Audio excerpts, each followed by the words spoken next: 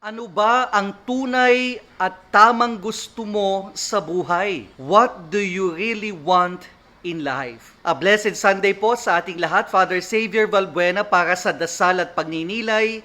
And welcome to our Sunday Gospel Reflection. Isang katanungang napakahirap bigyan ng tama at tunay na kasagutan ay ang katanungang, ano ba ang gusto mo sa buhay? What do you really want in life? Take note po, ang sagot ay tama at tunay. Kasi ang katanungang, ano ang gusto mo sa buhay? Napakadali pong bigyan ng kasagutan. Pero ang tanong, tama ba? Tunay ba ang sagot mo sa katanungang iyan? Bakit? Pag tinanong mo ang mga tao, what do you really want in life? Ano bang gusto mo sa buhay mo? Ano ang mga madalas mong naririnig na mga sagot? Sinasabi ng mga tao, gusto kong maging mayaman, gusto kong maging matalino, gusto kong maging successful, gusto kong magkaroon ng napakaraming kayamanan at mga ari-arian, gusto kong maging sikat, gusto kong maging healthy. Well, in themselves, baka hindi po ito maling sagot, pero ito ba yung tunay na kasagutan sa katanungang ano ba ang gusto mo sa buhay? Kaya nga po sa ating pagninilay ngayong linggong ito, ang karakter ni Bartimeo ay isang paalaala sa atin kung ano ang tunay na kasagutan sa tanong, what do you really want in life? Ano ba ang tunay at tamang gusto mo sa buhay? Bakit? Balikan po natin ang ating ebanghelyo, ang tanong ni Jesus kay Bartimeo, ano bang gusto mong gawin ko sa iyo? What do you want me to do for you? Ano ang kasagutan ni Bartimeo? Lord, I want to see. Panginoon, gusto kong makakita. At para sa atin, yun ang tunay at tamang kasagutan. Pag tinanong ka, anong gusto mo sa buhay? Ang sagot mo dapat, gusto kong makakita. Gusto kong makita.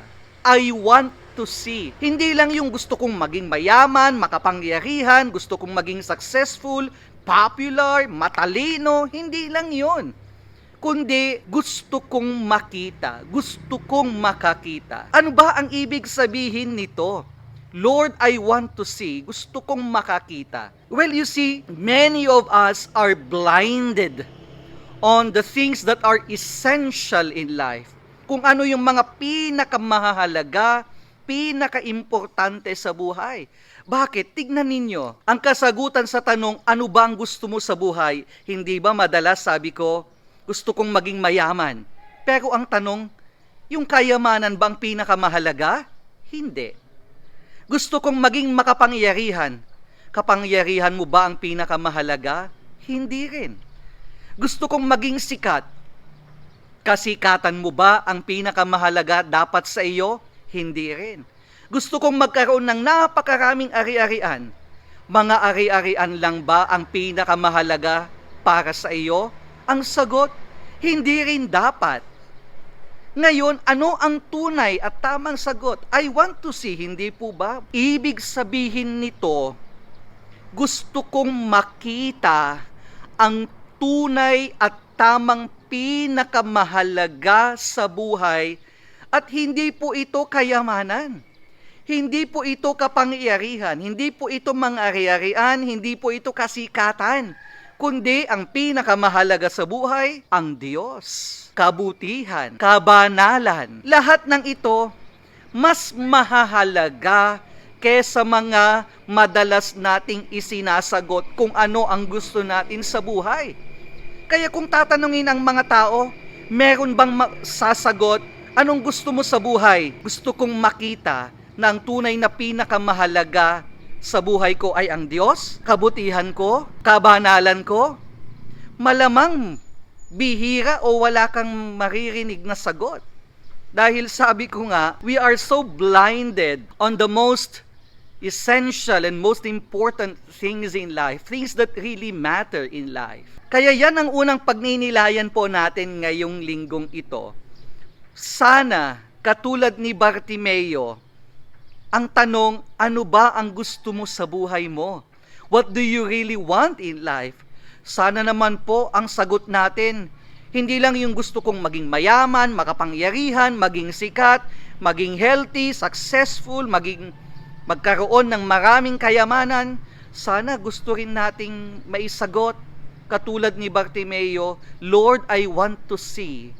Gusto kong makita. Ibig sabihin, gusto kong makita ang tunay na pinakamahalaga at pinakaimportante sa buhay, ang Diyos, ang kabutihan, at ang kabanalan, na mas mahalaga ang mga ito kaysa mga madalas nating isinasagot sa katanungang ito. Pangalawang punto po sa ating pagninilay ngayong linggong ito, ang karakter ni Bartimeo ay isa ding paalaala o nagbibigay ng reminder, dalawang reminders po sa ating lahat.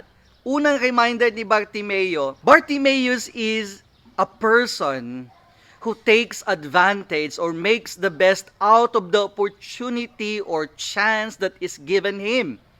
Kaya nga, sa ating ebanghelyo, nung nagkaroon ng pagkakataon, lapitan, magmakaawa, sumunod kay Jesus, hindi niya sinayang ang pagkakataong ito.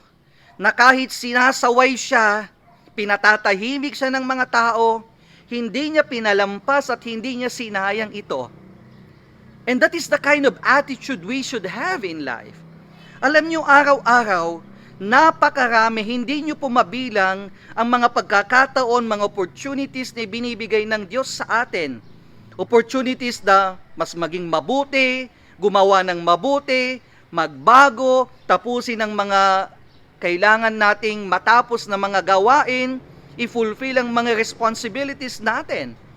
But at the end of the day, when that chance or opportunity comes your way, ano ang gagawin mo? Palalampasin mo lang ba yan at sasayangin? Or are you going to take advantage of that opportunity and make the best out of it? Sabi nga nila, dumadaan po ang mga opportunities sa atin. Nasa atin po kung palalampasin lang natin ito at mawawala na lang sa atin, or we grab this opportunity and make the best out of it. Pangalawang reminder po ni Bartimaeus sa atin is, you see, Bartimaeus reminds us of one thing. Ano ang kanyang samo? Sabi ni Bartimeo kay Jesus, Jesus, Son of David, have pity on me.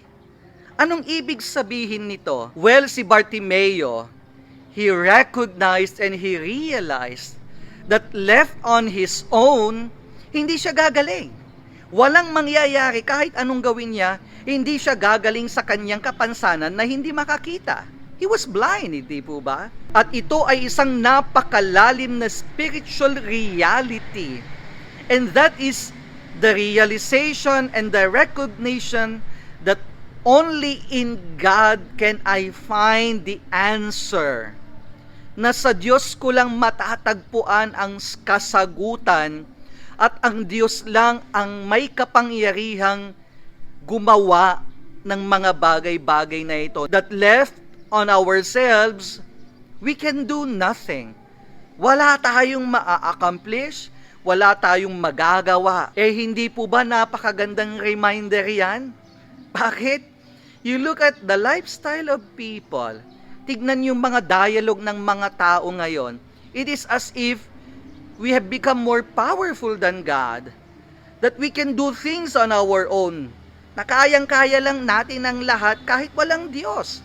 Kaya nga tignan yung mga linya, kaya ko to. Ako lang ang bahala dito. Ang tanong, nasaan ang Diyos dito? Ano ang parte ng Diyos na ginagampanan niya sa buhay mo? Sa mga pagkakataon na may sakit tayo, may problema tayo, may pinagdadaanan tayo ngayong panahon ng pandemya, sana yun din naman ang realization natin. Tignan yung mga nangyari ngayong pandemya. The things that work for us, hindi na pwede. Bakit? To remind us, ang Diyos lang ang pinakamakapangyarihan na kung wala siya, wala din tayong magagawa. Wala tayong matatapos. Wala tayong ma-achieve. Walang mga solusyon sa mga problema, sa mga pagsubok natin, maliban sa Diyos. Kaya napakaganda ang karakter ni Bartimeo para sa atin. At sana wag po nating kalilimutan ang kanyang dalawang reminders. Una, always remember, you are given opportunities and opportunities every single day.